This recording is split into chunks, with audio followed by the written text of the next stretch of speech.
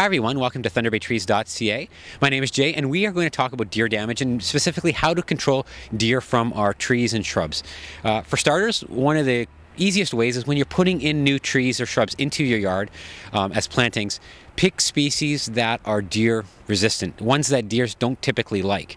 An example of one not to choose would be arborvitae, also known as eastern white cedar, and those ones are also known as deer candy. Deer love them, and actually right now I'm shooting on the campus of Lakehead University, and right over there are some cedar that have been nicely pruned by the local resident deer population here on campus. And as you can see, you go about maybe 6 or so feet up, dead branches or dead, no greenery, and then beyond where the deers can rear up on their hind legs and reach up, you have green little tops. They look kind of like these bizarre, matchsticks. I don't know, they just look really weird. So pick the right species. And just because a species is deer resistant doesn't mean that deer won't eat them. Spruce, for example, typically they aren't supposed to eat spruce, but I've known cases where deer haven't read the fact sheets and they've eaten them in really tough seasons. So picking deer-resistant species is one way to keep deer from damaging your trees and plants. Now, recently I put a post up on Facebook asking people to give me their deer control remedies, things that they've used to control deer. So I'm going to read some of those right now.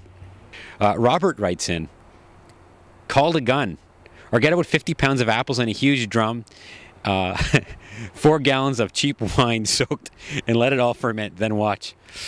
Ooh, I don't know what that's going to do, but if you try that, let me know what happens. Elaine writes in, Plant Skid. And that's a commercially available product, which apparently does quite well. Plant Skid works for me, available at any garden center. Must be applied every month or so and on new growth. So in the earlier part of the season, you want to apply this repellent. Brian asks about doing an episode on porcupine damage. Okay, Brian, that'll be something for the winter. Maybe I'll get you on the show again and we can do that. Derek writes, motion sensor machine gun. I know of motion sensor water guns, but I'd never heard of a machine gun. And I think that might be illegal, especially in Thunder Bay. But anyway, okay, so there's another one. Kristen says, I find living in the city with a fenced-in yard very effective. Absolutely. Fenced-in yards, typically about 6 feet, will usually keep the deer out. 7's even a little better, although I think there might be bylaws with how high you can build a fence in the city. Let's see. Randy says, invite Jarrett and Doug. Those are mutual friends who enjoy deer hunting. Over. Okay. I guess if you're not in city limits, you could maybe invite a hunter to come in. I know that's often used in farms. Farmers will invite hunters to come in and control deer that way. Here's one. Scott Weeb says, pig's blood. Apparently, I haven't tried it. Well, I think actually Plant Skid is some sort of animal product. And also Scott also says, I've wrapped and stapled recipe cards over the dominant shoots of pine trees before. Definitely a temporary solution, but it works. So recipe cards. I wonder if it helps if the recipe cards have venison recipes on them. So I think that's it. Oh, here's another one. Catherine Anderson says, I tie dryer sheets onto stuff. It works for a while when it's time. So dryer sheets. Also, I've also heard of Irish Spring bars. You can cut up bars of Irish Spring and hang them from your trees and makes a neat little tree ornament, and it also apparently keeps the deer off your trees. Let's see, and I think that's it for the suggestions. So hopefully that's helpful. But you know what? These are all kind of homespun remedies, and I think it might be a good idea to take a run over to a local garden center and see what they have to say.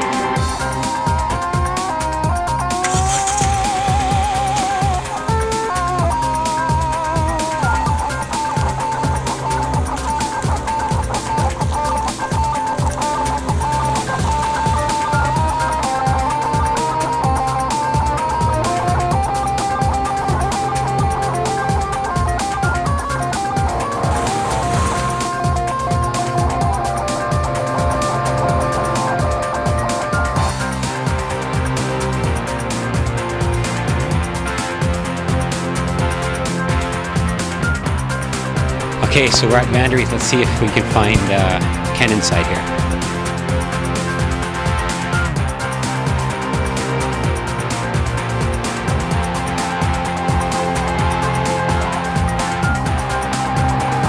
So here we are at Vanderwees, and I'm here connecting up with Ken, who I figured it would be a good idea to look at some of the commercially available products, because although some of the suggestions on the Facebook page were quite creative, I'm not sure exactly how effective some of those suggestions might be.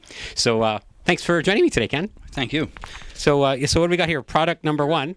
This is, of course, it says not a toy, so this means business. Okay. It's called an insect killer, and it's good for mosquitoes. But if you have runners and you can chase the deer and you smack them on the nose, this charges up with 2 batteries, and it gives a charge that will stop a heart, pretty much.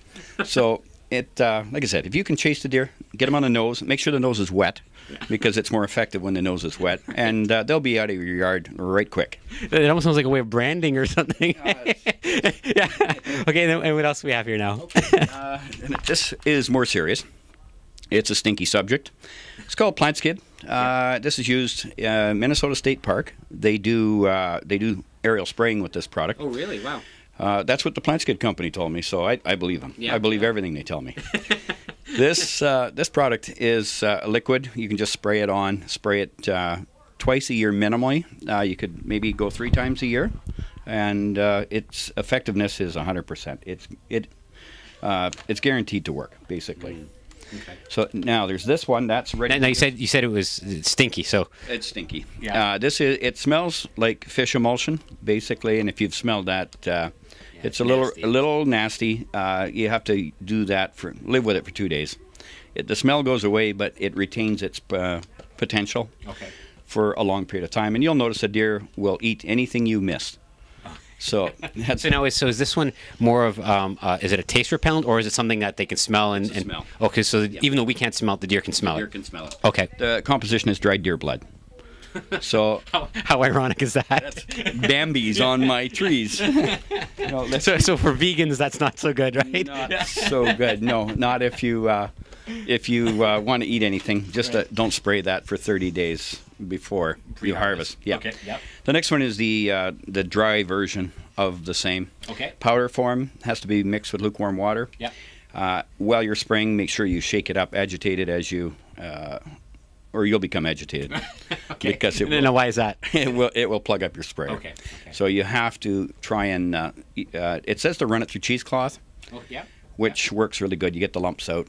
Okay. And then when you say sprayer, you're just talking like just a hose end sprayer you screw on kind of thing, or This would be a pressure sprayer. okay. Yeah. Okay. Mix up a good batch and go and spray. This one does like a ton of trees. There's a lot. Like these will run you a few bucks. Like this one here is I can't read that. Hold on. $39. Okay. That's the price of a couple of cedars. Yeah. Oh, for sure, easily. Less than digging. If your time is worth anything, Exactly. it's a good idea. Yeah. This will do your whole yard pretty much, and maybe a couple of times. This stuff never goes bad. Okay. Yeah. So if you keep it high, dry, you can use it for many years. Okay. If you don't have a big yard, it's just that would be more cost effective than using the ready to use, which is the same price but does less, of course. Right. Just easier. That's all. Easier. This one you just pick it up, put gloves on, because otherwise your hands will smell.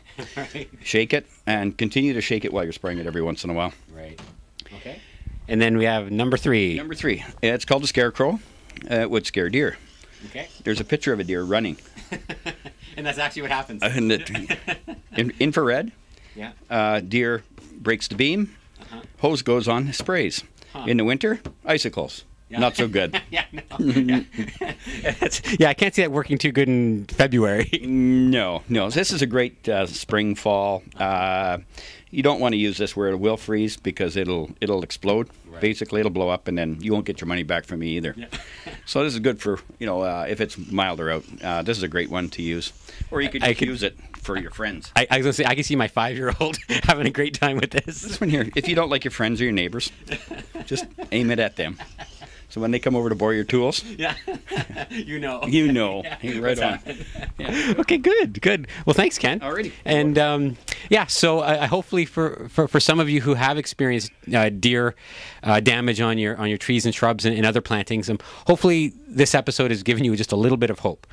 Some of the home remedies, some may work, some may not, and certainly the products they usually come with a little bit more of a warranty than, say, hanging soap bars on your trees. So I just want to let you know that there is hope, and there are options available to keep those critters off your trees. So till next time, my name is Jay Dampier for thunderbaytrees.ca. Thanks, Ken. Thank you.